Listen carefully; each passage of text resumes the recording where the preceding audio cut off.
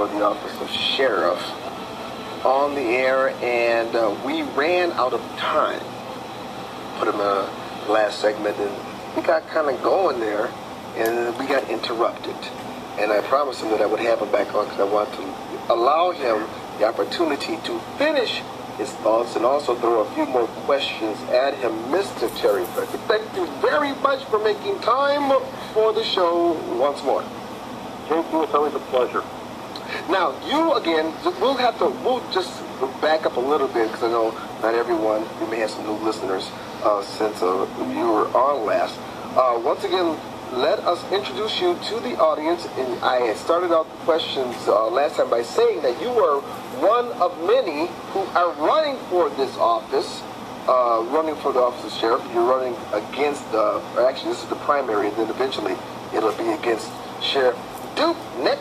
You are already in the department. Why are you running? Well, as you said, JT, I was part of the department. I did work and operate under Clarence Dupnick. The problem is I only saw him one time. That's when he handed me my badge. But I am running, excuse me, because of the fact that as a deputy and even after leaving the department and being in private practice, there's been a lack of leadership, and it just got worse and worse and worse. Clarence Dupnick is easily elected, responsible for everything, but he doesn't even go into the office. When he does, he goes into his office, they shut the door and leave him be. He has 3 assistant chiefs that make the decisions. Those decisions, whether you want to agree with them or disagree with them, affect the department. The department morale is very, very low. 8 years ago, I helped spearhead a campaign by the name of Roland Youngling, who ultimately lost by the numbers. So even at that time, I felt there was something I can do to assist in a change of the guard there. That didn't happen. Now I felt that it's time, after 8 more years, to take the approach, be proactive, and to retire Dupnick. Dupnick is my opponent. There's no other opponent in my eyesight.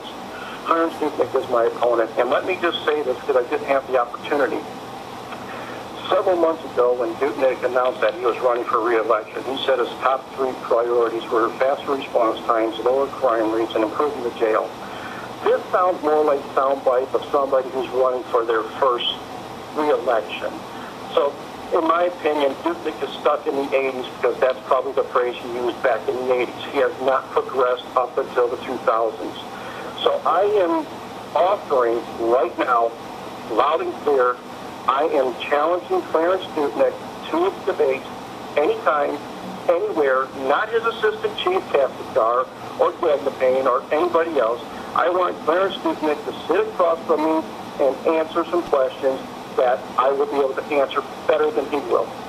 Mr. Frederick, you're going right for the jugular. You are ignoring the other people that are in the primary and going right for the head honcho. Can I say that term? Head honcho? Yes. You're going for that. Let me ask you, you said that the last time you saw Sheriff Dupnick is the time that when he handed you your badge. That is correct. What has been going on over the last few years that's caused him to isolate himself like this from the rest of his staff, the rest of his deputies? Well, he doesn't have the respect from the deputies because they rule with an iron fist. There's fear of retaliation. But I'm not going to get into that. Let me just say that there are some of my opponents that are making this campaign about the budget. What they are neglecting to realize is the budget is just one facet of the department. The Sheriff's Department is responsible for not only maintaining and providing security for the citizens and enforcing the Arizona Revised Statute, but they're responsible for maintaining the jail. They're responsible for court security, and they also have a civil process unit. This is not a one-dimensional department where it's all about the budget. Back in 1865, when the department was created, they really didn't care about a budget. I'm quite certain there was lawlessness in that field. Well, guess what? It perpetrated here, and it's where we're at now. We have a high crime rate. It's higher than Maricopa per capita. And we have to get back into preventing crime from happening, not just responding to it. And like I touched base last Wednesday, part of that is community policing, more officers on the street, lightening up the command staff and getting control on that budget. However, by being a proactive, and I'm just going to give this as an example. Burglaries are property crimes or victimless crimes. They're categorized as victimless crimes. And let me explain.